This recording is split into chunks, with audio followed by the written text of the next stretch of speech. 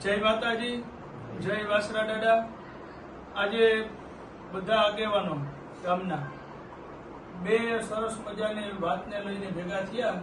આવનારા સમયની અંદર બખલા ગામમાં બે સારા કામ કરવાના છે, જેમાં આપણે ગામમાં એન્ટર થાય અને કેશુભાઈ બાબરકાની જે દુકાન છે એની સામે પરબતમામાં જે ભક્તા દાયરાનું મકાન છે એમાં જે આપણા ગામના વાછરા દાદાનું મંદિર આવેલું છે, એ વાછરા દાદાનું મંદિર આવનારા સમયમાં બનાવવાનું છે, તેનું જીર્ણોદ્ધાર કરવાનો છે। એટલે આજે ભેગા થયા હતા। એ જગ્યા છે ભક્તા દાયરાના પરબતમામો લાખામાં ત્રણેય જે ભાઈઓની જગ્યા છે, એ ત્રણેય ભાઈઓ છે એ વાછરા દાદાના મંદિર બને તેના માટે થઈને એકદમ ફ્રીમાં 1 રૂપિયો લીધા વગર આ જમીન આપે છે। તેમજ બાજુમાં જે બાબુભાઈ ભંભલા તરીકે યુકે છે આપણા ગામના, એનો જે વાડો આવેલો છે એ વાડો પણ આ વાછરા દાદાના મંદિર પેટે બનાવવામાં અને ઉપયોગમાં લેવા માટે 1 રૂપિયો લીધા વગર આપે છે। અને આ દાદાનું મંદિર બનાવવા માટે આખા ગામના દાદાનું મંદિર છે એટલે આખા ગામને જે પણ યથાશક્તિ અનુદાન આપવું હોય બધા આપી શકે।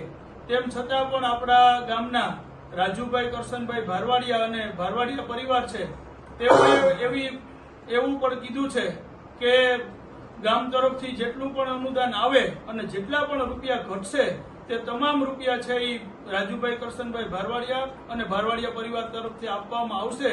બીજા સારા સમાચાર આપણા બધા માટે એ છે કે ગામમાં ચોકમાં આપણે દિવસે ને દિવસે માતાજીની કૃપાથી ખૂબ માનવ મેદની આવે છે, ખૂબ આગેવાનો પણ આવે છે।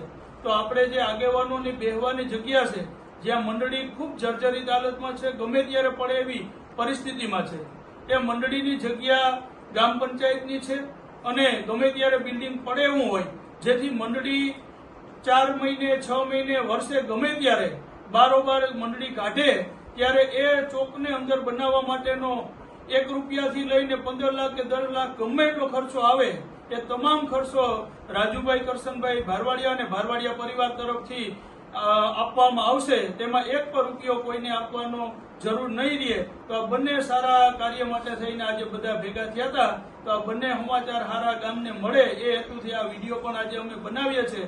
વાછરા દાદાનું મંદિર બનાવવાનું છે, તેમાં સમગ્ર ગામમાંથી જેને પણ દાદા પ્રત્યે ભાવ હોય અને ફૂલની પાંખડી આપવા માંગતા હોય આપી શકે।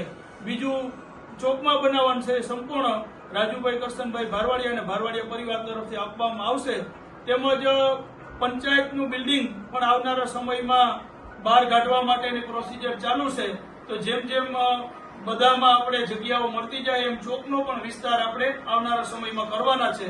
તો બસ એટલા જ માટે બધાને આજે ભેગા થયા હતા અને બંને સારા સમાચાર તમારા સુધી પહોંચે એ માટે આ વિડીયો બનાવ્યો।